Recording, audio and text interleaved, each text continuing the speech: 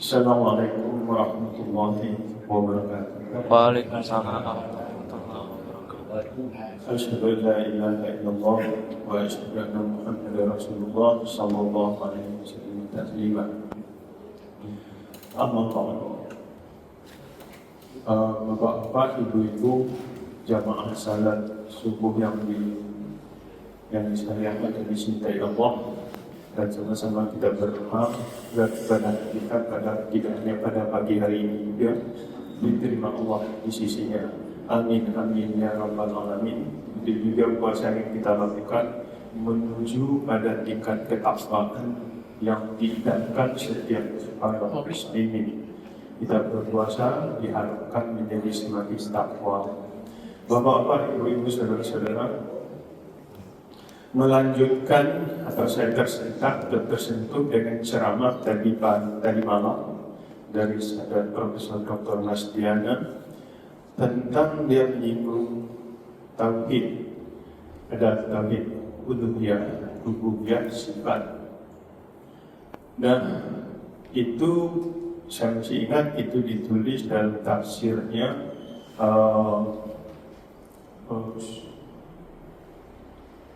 dari Mesir, Said Qutb. Jadi memang membaca tafsir itu timbul motivasi untuk bergerak dalam barisan Islam, menggerakkan dan bukan flat itu biasa-biasa saja. Jadi dari 3 pengertian tauhid itu, dari situ orang lalu bergerak untuk melakukan sesuatu dan semata-mata menghadapkan keridhaan Allah.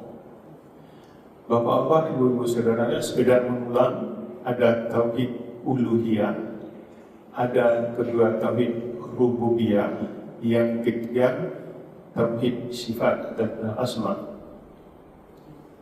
Nah, dari 3 tauhid itu kita pun sudah mengerti, paham kalau uluhiyah berkaitan dengan Tuhan ilahi, Tuhan semesta alam yang menciptakan segala sesuatunya dari yang sangat-sangat kecil dan yang sangat-sangat besar. Kalau kita dalami dalam ilmu pengetahuan, itu sangat mengagumkan bagaimana keseimbangan yang ada dalam tubuh manusia, dalam tubuh hewan, dan yang mikroskopis kita terlihat betul betapa rumit dan ruwetnya. Kita lihat ke atas, kita katakan langit. Sampai sekarang kita belum ketemu pinggir langit itu di mana. Kalau kita berangkat, umpamanya ibadah haji atau umrah atau ke Eropa itu, rasanya kita akan sampai di pinggir langit, tapi tidak pernah sampai detik ini belum ada penemuan bahwa ada pinggir langit itu. Masih serba misteri. Nah, dari yang sangat luas itu lalu kepada yang hal pertumbuhan amuba, binatang-binatang kecil, itu semua melahirkan kekaguman terhadap sesuatu yang menciptakannya dan teratur. Dalam diri kita juga ada mekanisme semacam itu. Dari kecil sampai besar, dari makan sampai dikeluarkan lagi yang makan, dan disediakan kita harus bernafas, tersedia udara, butuh makan dari nasi, tumbuhlah padi. Dan biasa makan padi, makan gandum menjadi roti. Semua sudah tertata demikian rupa. Pertanyaannya kan sudah, siapa yang melakukan dan menyiapkan semua itu? Nah, itulah yang kemudian menimbulkan kegaguman yang maha dahsyat. Lalu dari situ ke uluhiyah itulah kemudian juga yang kedua yang rububiyah. Rububiyah itu nanti ada katanya tarbiyah. Tarbiyah itu artinya pendidikan. Jadi semua dipersiapkan dengan Allah, dan kita juga tidak tahu, terlalu banyak misteri-misteri yang tidak terungkap. Bahwa saudara-saudara, dari uluhiyah itu bersifat ketuhanan, satu-satunya Allah Subhanahu wa Ta'ala disembah dan selalu minta tolong dan selalu meratap terhadap sesuatu yang kita hadapi. Lalu kemudian rububiyah, dia menciptakan, dia yang memelihara, dia menjaga keseimbangan. Bukan dari presiden, bukan yang penguasa dunia, bukan. Allah sudah menciptakan simbiosis keseimbangan itu. Dan itu uluhiyah. Yang ketiga sifat. Kalau Bapak dan Ibu juga diingatkan oleh penceramah tadi malam, ada sifat-sifat Allah. Kita, Baka, Basir, Alim, dan seterusnya. Itu menunjukkan sifat-sifat semacam itu yang dimiliki semata-mata oleh Allah Subhanahu wa Ta'ala. Basir, Alim itu. Dan itu adalah kata-kata yang setimpal dengan itu, umpamanya Rahim. Itu dalam bahasa Arab dekat dengan sifat mubalaghah yang melekat sifat itu dalam diri seseorang. Kalau dikatakan orang alim, jadi kealimannya itu, ilmunya itu melekat setiap saat. Bicaranya selalu didasarkan pada ilmu. Basir itu orang yang selalu bisa melihat. Nah, Bapak-bapak, saudara-saudara, kalau kita makan kepada uluhiyah itu setiap dengan sifat-sifat itu, maka rasanya semua tidak ada yang tidak dapat dipantau oleh Allah Subhanahu wa Ta'ala. Hati yang bergerak juga terdeteksi. Dia mengatakan apa yang dikemukakan dan apa yang fi batni, dalam diri kita. Allah tahu semua. Jadi kita tidak pernah berdosa di hadapan Allah. Bapak-bapak, saudara-saudara, keyakinan semacam itulah yang kemudian melahirkan sebagai basis, melahirkan kemudian ibadah kita. Ibadah yang kita lakukan itu harus merasakan akidah yang semacam itu. Bapak-bapak, saudara-saudara, kalau kita dengan dasar keyakinan Allah melihat, Allah mendengar, membuat tata laksana semuanya itu yang sumber adalah kekaguman dan juga ada jujur terhadap diri sendiri dan jujur terhadap orang lain. Nah, Bapak-bapak, saudara-saudara, keyakinan semacam ini harus menyertai kita dalam kehidupan sehari-hari. Kalau dulu untuk menjadi kesucian itu uzlah, orang nyepi, pergi ke satu tempat yang sepi lalu merenung kebesaran Allah. Tapi sekarang yang penting itu justru menghadapi tantangan satu demi satu dari hari ke hari yang tidak pernah lupa Allah dalam setiap tindakan itu. Umpamanya filosofi mengeluarkan harta, baik zakat, infak dan seterusnya. Apa yang terjadi di dalam secara emosi kita, ego kita, kenapa kok harus dikeluarkan uang? Sudah milik saya cari dengan usaha sendiri, kok ada nafkah enak aja. Logika ini, pola berpikir ini menjadi tunduk tatkala dikaitkan betapa banyak syukur yang sudah dianugerahkan Allah kepada kita, detik demi detik, udara yang segar, air yang dan seterusnya, dan kesehatan yang sudah puluhan tahun kita pakai. Kebesaran semacam itu menimbulkan kerelaan. Terlalu sedikit yang bisa saya berikan terhadap sesuatu yang sudah saya terima banyak. Dan disitulah filosofinya bahwa zakat, infak, sedekah itu tidak menjadi berat. Dan yakinlah, dalam surah Al-Baqarah itu sering disampaikan itu, kalau kita dulu cari dana selalu kita sampaikan, 1 biji akan menimbulkan 7, timbulkan berlipat sampai ratusan. Itu kalau kita nyumbang di jalan Allah. Dan ternyata memang begitu. Bapak-bapak, saudara-saudara, secara logika, secara emosi, sudah susah-susah saya cari. Kenapa kok saya harus lakukan? Tapi kemudian yang akidah, egois semacam itu menjadi tunduk. Dengan rela mengeluarkan, tidak harus banyak. Umpamanya 2.000 per hari, 1.000 per hari. Itu manifestasi dari rasa syukur. Kalau tidak, kita adalah orang yang sombong, sudah terlalu banyak diberi kesehatan, terlalu banyak disediakan kebutuhan sehari-hari, masih juga tidak mau mengeluarkan sebagian. Kan adalah manusia-manusia sombong yang berjalan di muka bumi ini. Persoalannya bukan jumlahnya, tetapi adalah keinginan untuk mengeluarkan yang sudah dianugerahkan Allah kepada kita. Di situ menjadi kita berharap banyak terhadap Allah dan ada rasa bahagia. Itu pun juga tidak seimbang dengan apa yang sudah kita terima. Bahwa apa, saudara-saudara? Jadi dari situlah, dari kesadaran terhadap kuasa Allah yang kita bahasakan tauhid uluhiyah, rububiyah dan tauhid sifat itu, memang kalau kita dalam tradisi ulama umpamanya itu ada uzlah adalah satu cara. Tetapi untuk masa modern, saya mempunyai dua figur contoh yang kebetulan saya sempat bekerja sama dan beliau adalah bos saya. Pertama dalam hal kejujuran dan persoalan rezeki. Saya harus katakan, dan karena orang baik, saya tahu, dia keluar hampir 2,5 tahun dengan beliau.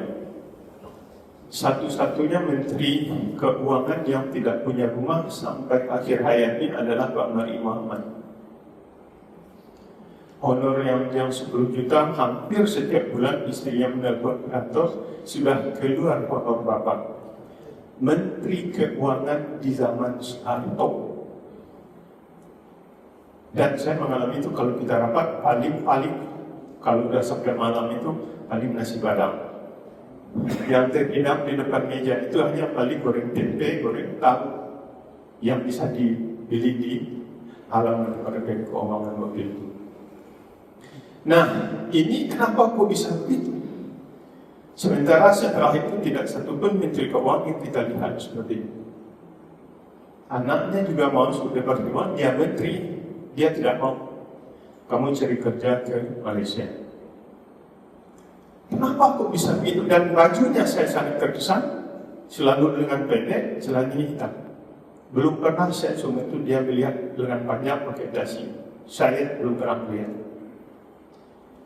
Jadi ada sufi di perkotaan, sufi metropolitan, dan itu adalah yang menjadi prototipe untuk hidup kita. Kok bisa orang seperti itu? Orang kedua yang saya juga pernah bekerja dengan beliau adalah Profesor Deliar Nur, ilmuwan politik pertama di Indonesia sebelum Miriam Kuliani.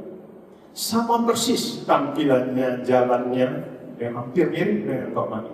Selalu pakai seperti ini, terus celananya hitam. Kalau salat Jumat, kebetulan saya bekerja di UNES dulu, selalu beliau-beliau itu di belakang. Dan menurut saya terinspirasi dari situ. Sebetulnya pemimpin itu justru di belakang. Dengan di belakang dia tahu jamaahnya seperti apa, tahu anak buahnya seperti apa. Kalau di depan yang kita lihat adalah ornamen kemewahan. Dan selalu juga Pak Mari Muhammad itu selalu ada di tengah jamaah. Nah, kalau Pak Dele itu pasti yang paling belakang. Dari situ terinspirasi saya. Sebetulnya yang dikatakan dalam filosofi Tutpuriyah tadi, gemahap dari Tutpuri ada ini di belakang ingkaso ingmadio mengkaso Tutpuri handayani, gitu ya. Jadi kombinasi dari itu yang saya lihat. Tutpuri handayani itu adalah inisiatif dari bawahan, lalu kita hanya mengikuti. Ibarat ingmadio mengkaso, orang berada di tengah itu bersama dengan jamaahnya. Sudah ada kepemimpinan semacam itu. Nah, Bapak, saudara-saudara dan juga ibu-ibu. Nah, kenapa kok ada seperti itu? Saya menerjemahkannya karena kekuatan tauhid yang dimiliki oleh mereka-mereka yang saya contohkan itu. Kan jarang dan langka yang semacam itu. Bapak-bapak, ibu, saudara-saudara, itulah sebenarnya tauhid itu menggerakkan kita menjadi dasar dan itu adalah fakultasnya kalau di ayat kalau namanya studi usuluddin. Usuluddin asal itu dasar utama, asal agama. Harusnya menurut saya justru amalan-amalan kita, apakah itu infak, apakah salat, apapun dan seterusnya, harus didasari dengan keyakinan tauhid yang benar itu. Satu umpamanya, seperti kita lakukan salat, infak dan seterusnya, merasa tidak rugi tatkala mengeluarkan sesuatu di jalan Allah. Itu artinya tauhidnya bekerja. Tapi kalau lima-lima ngasih duit, itu duit kan tidak mudah dicari. Kita lalu berhitung dengan Allah, tentu juga Allah memperhitungkan kita. Bapak-bapak, saudara-saudara, sekarang belum mampu, ya udah 1.000 dulu, 2.000 dulu, dan seterusnya.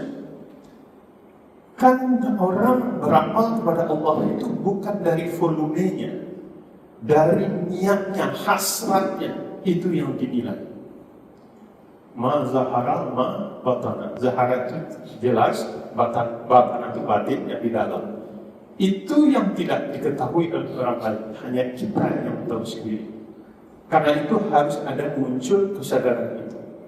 Bapak-bapak, saudara-saudara, kalaulah kita, menurut khidmat saya, kalaulah akidahnya itu adalah lurus, lalu kemudian ibadahnya itu akan mengikut.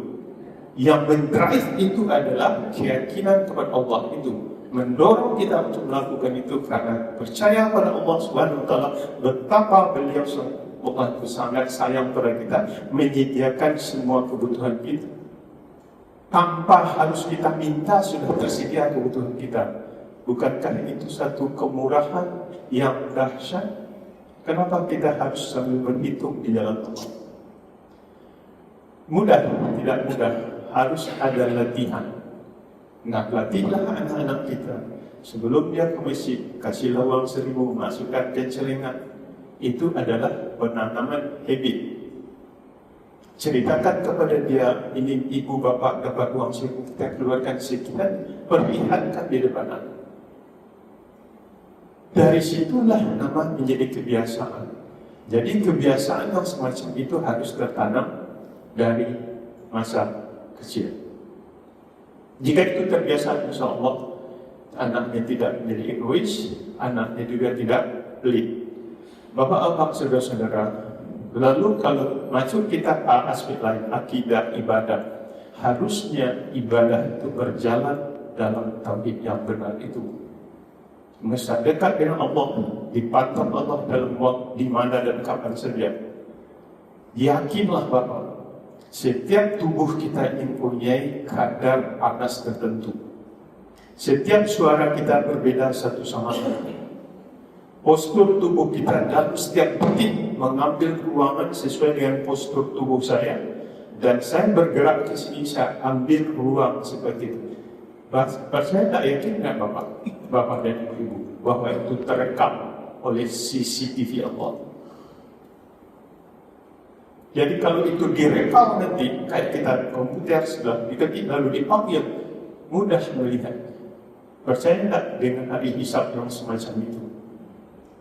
Haruskah kita diawasi polisi, diawasi atau orang dulu baru kita ingat jujur? Kalau kita sadar dengan sifat Allah itu tadi, bahwa dia ngerti, paham dan segala macam, tentu kita tidak akan berani melakukan pelanggaran.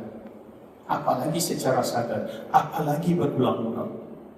Mata manusia dapat kita tipu, tetapi mata Allah di setiap sudut. Bukan matanya datang kepada seperti mata kita, tetapi rekaman yang saya katakan tadi. Sekarang pun di dunia kita bisa melihat dengan internet itu, dunia sana itu seperti apa. Tinggal klik Washington, suhu berapa, di mana rumah siapa, sudah bisa. Itu ciptaan manusia sekarang. Kalau kita yakin dengan akidah bahwa Allah melebihi semua itu, tidak ada satu pun yang luput dari permata Allah. Dan suatu saat itu akan diputar. Udara ini akan berbicara, space kita bergerak ini dari satu tempat detik ke detik, kita ambil tinggal diri dulu. Bapak-bapak, ibu-ibu, saudara-saudara, itulah yang ingin saya sampaikan, terbetik atau terdorong oleh ceramah dari malam oleh Pak Mas Diana, dan menurut saya itu adalah paling pokok. Jadi kemudian kita tidak akan lagi ngotot lagi dengan cara ibadah tertentu karena Allah tetap apa yang ada kalbi kita, hati kita. Bapak-bapak, saudara-saudara, mudah-mudahan ini ada manfaatnya. Kita mulai dari yang dasar, dan itulah nanti amaliyah kita, fitrah, dan waktu dekat akan kita keluarkan, dan kita bangga mengeluarkan fitrah. Karena kita masih diberi resi oleh Allah mampu membayar fitrah, seperti ceramah Pak Imam Rababullah kemarin. Filosofinya adalah merasa bangga kita mengeluarkan, merasa bangga kita membayarkan, bukan merasa bahwa itu aduh masya Allah mau dikeluarkan lagi, mau dikasih orang padahal merasa saya masak. Itulah dia dalam iman itu terbalik. Kebanggaan tak kala memberi dan kebanggaan puasa tak kala berbagi. Bapak-bapak, mudah-mudahan ini dari ibu ada manfaatnya, dan insya Allah kita juga nanti semakin takwa dengan melalui bulan Ramadan ini. Kita juga untuk meningkatkan amaliyah serta fitrah atau sumbangan kepada kegiatan rumah. Mudah-mudahan ada manfaatnya. Kalau salah itu pasti penyampaian yang tidak pas dari saya, tapi kalau benar itu pasti datangnya dari Allah. Hanya melalui lidah saya kepada Bapak dan Ibu. Assalamualaikum warahmatullahi wabarakatuh.